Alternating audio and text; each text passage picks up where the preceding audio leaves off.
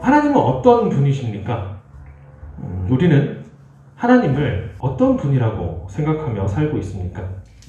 우리가 말씀을 통해서 알고 있는 하나님, 또는 우리가 들어왔던 그런 하나님, 또는 내가 만났던 하나님, 이런 하나님을 우리가 얘기할 수 있을 것입니다. 하지만 우리가 설명하는 그 하나님이 정말 온전하신 하나님을 설명하는 것일까요? 특히나 요즘과 같은 세상에는 하나님의 이 존재 자체를 지워버리려고 하는 그런 환경과 분위기가 많이 만들어지는 것 같습니다. 성경의 교훈만을 가져와서 이적은 우리가 믿을 수는 없지만 성경이 말하는 내용이 우리에게 굉장히 유익하기 때문에 그 의미만을 믿는 것이 중요하다. 그것이 합리적이다. 그것이 이성적이다. 그런 것이 현대인의 믿음이다 라고 생각하게 하기도 한다는 것입니다. 그러므로 우리가 하나님은 어떤 분이시다 라고 정의하는 것은 매우 조심스러운 일입니다. 출애굽기 3장 14절에서 하나님께서는 자신에 대해서 이렇게 설명을 하시죠. 하나님께서 모세에게 이르시되 나는 스스로 있는 자이니라. 이 말이 무엇이냐? 곧 나는 나다. 그거에 대해 설명할 길이 없는 겁니다. 하나님이 나는 나야 라고 말하는 거죠. 하나님은 세상 어떠한 것으로도 규정할 수 없고 정의할 수 없는 그런 분이라는 것입니다. 오늘 본문에서 하나님은 다윗의 고백을 통해 하나님은 어떠한 분이신가 이것을 나타내고 계시는 거죠. 무릇 주는 위대하사 기이한 일들을 행하시오니 주만이 하나님이시니이다.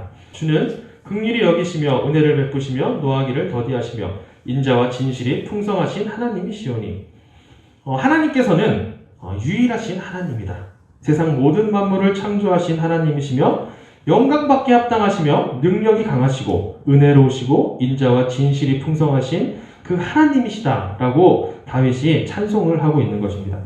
하나님은 어떤 분이십니까? 하는 질문에 이것을 하이델베르크 요리문답 26번에서 28번 문답에서 좀 더 자세하게 다루고 있는데요. 요약하면요. 창조 사역을 알아야 되고, 그리고 하나님께서는 어떠한 능력을 가지고 계시는가, 그리고 하나님께서 이 땅을 통치하시는 섭리, 이 세 부분으로 우리가 살펴볼 필요가 있다는 거예요.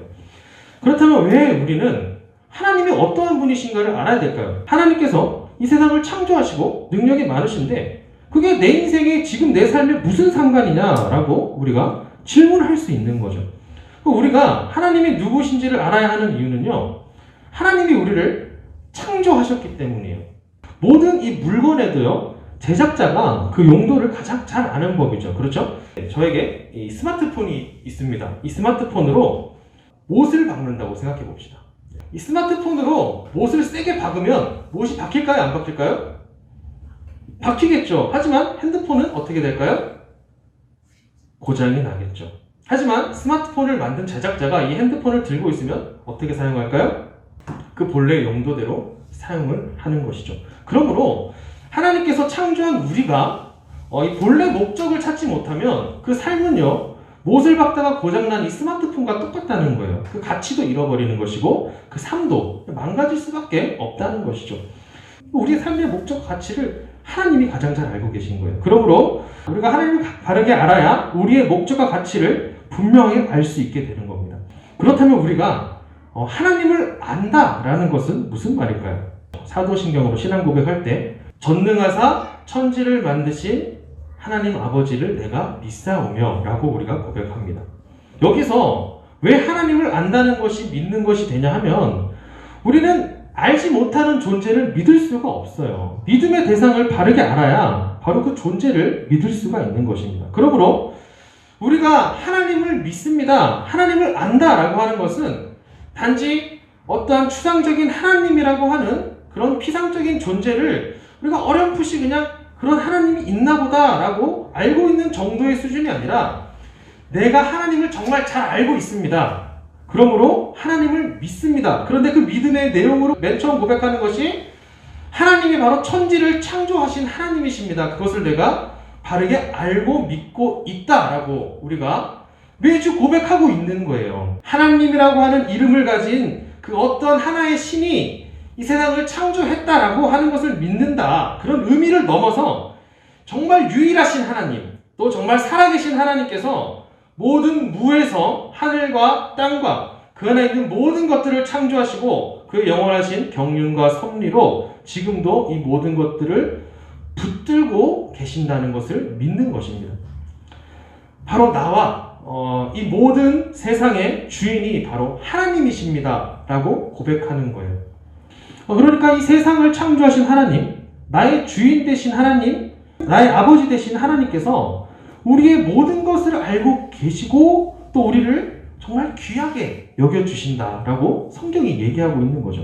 그런데 하나님께서는 전능하십니다 라고 고백을 하는 거예요. 전능하다는 것이 추상적인 의미가 아니라 이 세상을 만드신 그 하나님의 능력, 완전한 능력, 그리고 선하신 하나님, 그분의 영광을 위해서 지혜와 공의와 진리로 영원하시고 무한하시고 변함이 없는 그분의 전능하심으로 이 세상과 우리를 처음부터 지금의 삶까지 그리고 앞으로도 계속 보호하십니다. 그것이 바로 하나님의 전능하십니다 라고 고백을 하는 겁니다. 말이 좀 어려운데요. 하나님께서 창조하신 그 창조의 능력으로 지금도 이 땅을, 우리를, 이 세상을 하나님의 능력으로 붙들고 계신데 그것을 우리는 두 글자로 이렇게 얘기를 합니다. 그것이 바로 하나님의 섭리라고 말하는 겁니다. 섭리라는 것은 다른 말로 이제 유지 그리고 보존이라는 뜻을 가지고 있고요. 또는 통치라는 말로 표현될 수도 있습니다. 그러므로 하나님의 섭리라고 하는 것은요. 하나님께서 모든 세상을 그분께서 창조하신 그 능력으로 지금도 유지하고 계시고 보존하고 계시고 지금도 통치하고 계신다. 그러므로 모든 세상을 하나님께서 지금도 붙들고 계신다라고 표현할 수 있습니다. 히브리서 1장 3절에 이렇게 얘기를 하죠. 그의 능력의 말씀으로 만물을 붙드시며. 그러므로 우리가 기억해야 될 것은요. 하나님께서 이 통치하시는 그 섭리로 지금도 이 세상을 붙들고 계시고 다스리고 계시고 하나님께서 만약 어느 한순간이라도 이 모든 만물을 붙들고 계시지 않으면 이 세상은 존재할 수 없다는 거예요.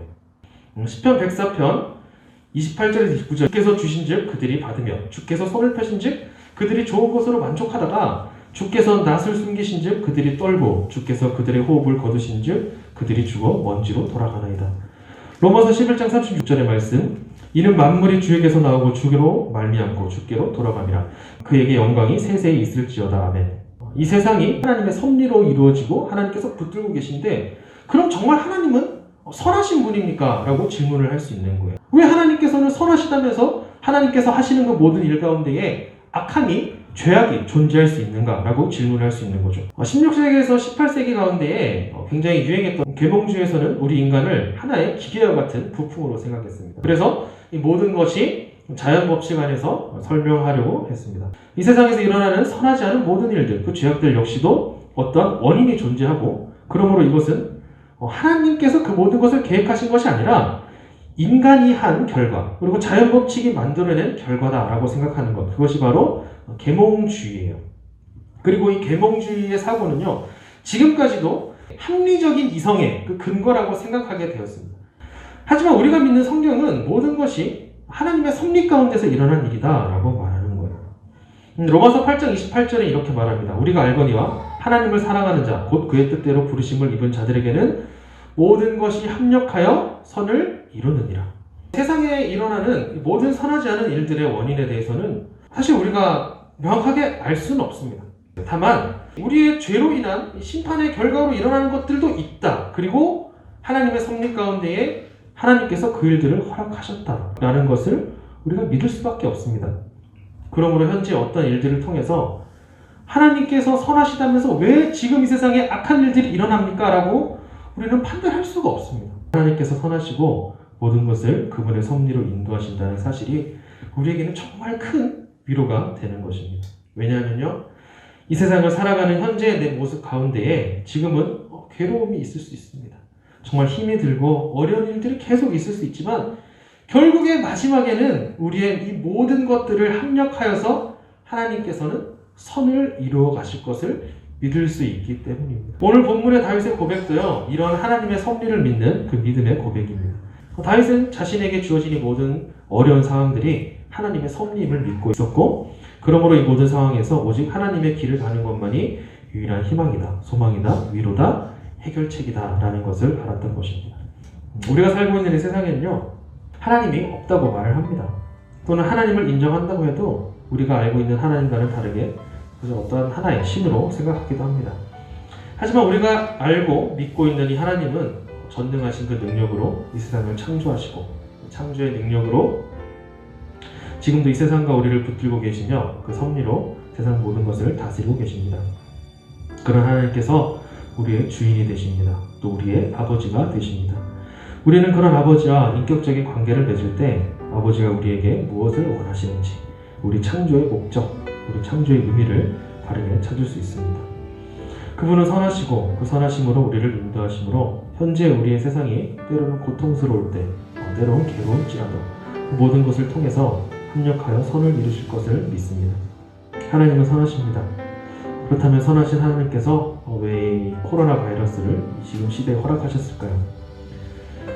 우리는 그 정답을 명확하게 알 수 없습니다. 다만 하나님의 섭리를 진정으로 믿는 사람이라면요, 이 모든 상황 역시도 하나님께서 허락하셨기 때문에 일어난 일이다. 이 일을 통해 분명한 하나님의 선하심이 드러날 것이다 라는 믿음을 가져야 할 것입니다. 더 나아가 우리 인생에 정말 수많은 어려움과 고통, 고난이 오는 그 모든 날 가운데요, 결국은 이 모든 과정들을 통해서 하나님의 선하심이 우리의 인생 마지막에 기다리고 있음을 늘 기억하며 살아가는 우리 모두가 되길 주님의 이름으로 소망합니다.